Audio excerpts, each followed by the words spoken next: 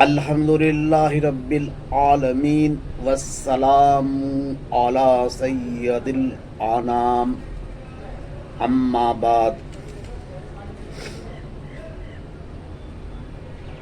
اہل سنت و جماعت کے نزدیک جس رات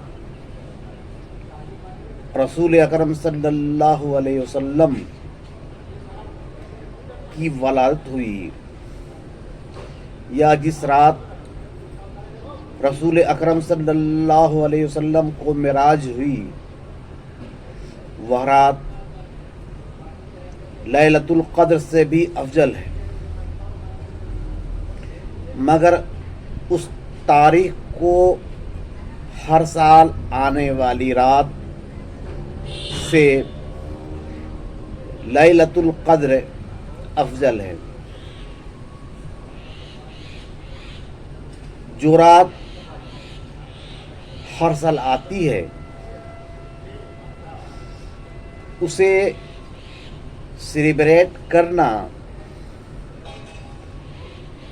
یہ سنت رسول بھی ہے،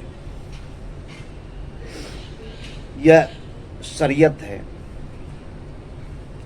اسے بدعت کہنا گمراہی ہے، کیونکہ جو تاریخ گزر گئی اور اس تاریخ کو کوئی مبارک واقعہ پیش آیا تو اس تاریخ کو ہر سال سیلیبریٹ کرنا یہ رسول اکرم صلی اللہ علیہ وسلم کی سنت سے ثابت ہے۔ رسول اکرم صلی اللہ علیہ وسلم نے پیر کے دن کو ہمیشہ عبادت سے سیلیبریٹ کرتے تھے،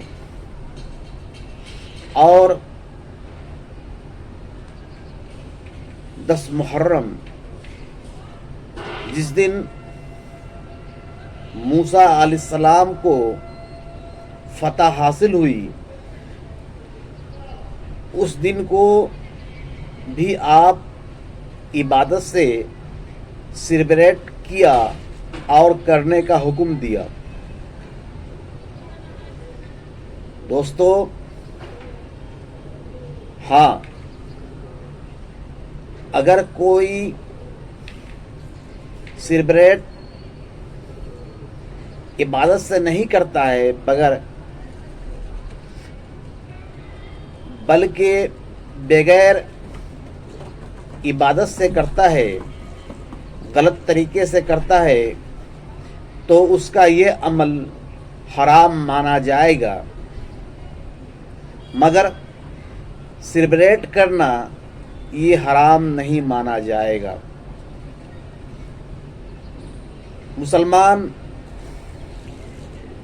ہر سال 12 ربیع الاول کو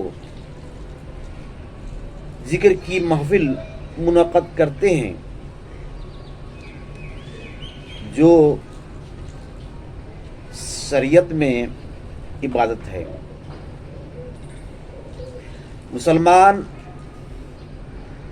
ہر سال 12 ربیع الاول کو جلوس نکالتے ہیں۔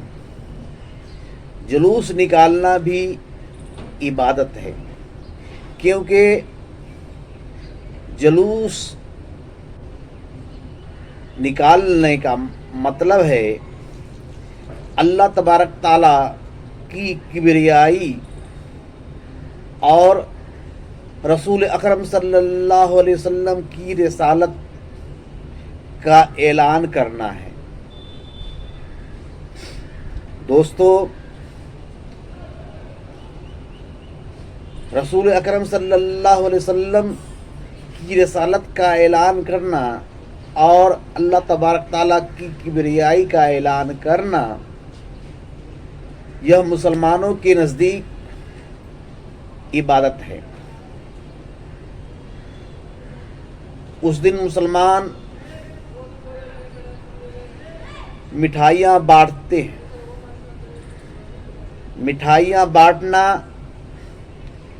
یہ بھی عبادت ہے کیونکہ یہ تحفہ ہے، اور رسول اکرم صلی اللہ علیہ وسلم کی حدیث ہے کہ تحفہ دیا کرو، اس سے محبت بڑھتی ہے. دوستو، جو لوگ عبادت سے گریز کرتے ہیں اور اسے بدعت و حرام سمجھتے ہیں، وہ لوگ گمراہ ہیں. ان سے دور رہنا مسلمانوں پہ فرض ہے. وآخر الدعوانا الحمدللہ رب العالمین.